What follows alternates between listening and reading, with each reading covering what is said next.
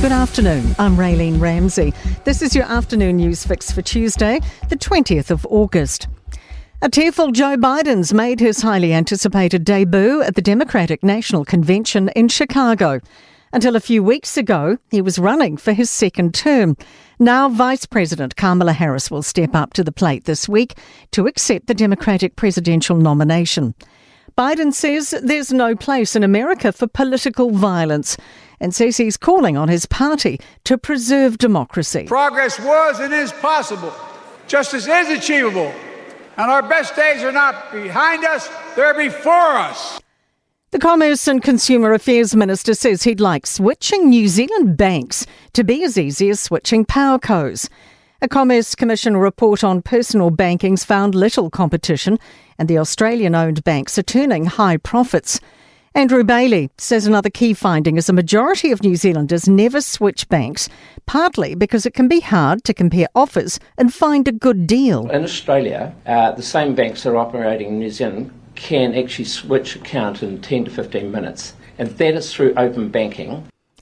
Te Pāti Māori's co-leader says her party shouldn't be stuck between the Greens and Darlene Tāna. Tāna's refused repeated requests from the party to resign. She's today argued Parliament's proportionality isn't affected because Te Pāti Māori is submitting her vote via proxy, aligned with Green positions.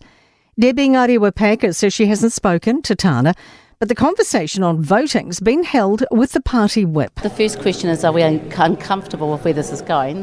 Yeah, we are uncomfortable with where it's going. We shouldn't be put in the middle in the first place. Labour leader Chris Hipkins says Tāna is distorting Parliament's proportionality, and he doesn't buy her argument her votes will be similar to the Greens. She's resigned from the party under whose umbrella she was elected. She doesn't have a mandate to be an independent member of Parliament. She was elected as a Green. She should resign from Parliament. A sad day for the Garden City, with the rebuild of Christchurch Cathedral put on hold. The reinstatement group says it has no choice, with a multi-million-dollar funding gap and Cabinet rejecting a government lifeline. Mayor Phil Major says the council will continue to support its efforts to find funding, with the cathedral an important part of Christchurch's history and so much more than a church. The groups asked the council to hold on to its $7 million project grant. The site's scaffolding will be removed in coming months and the building made weathertight. The Justice Minister says he expects new Human Rights Commissioner Stephen Rainbow will dial back public comments. In 2021, Rainbow warned people on social media to be careful before signing a petition to ban gay conversion therapy, saying transgender elements were being sneakily promoted. He's also posted in support of Israel, which is waging war in Gaza.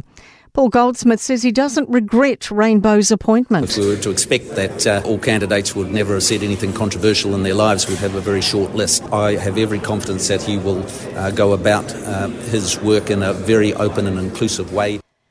To sport, and head coach Dame Nolene Todu is relishing the challenge of finding the right Silver Fern squad for both short and long term.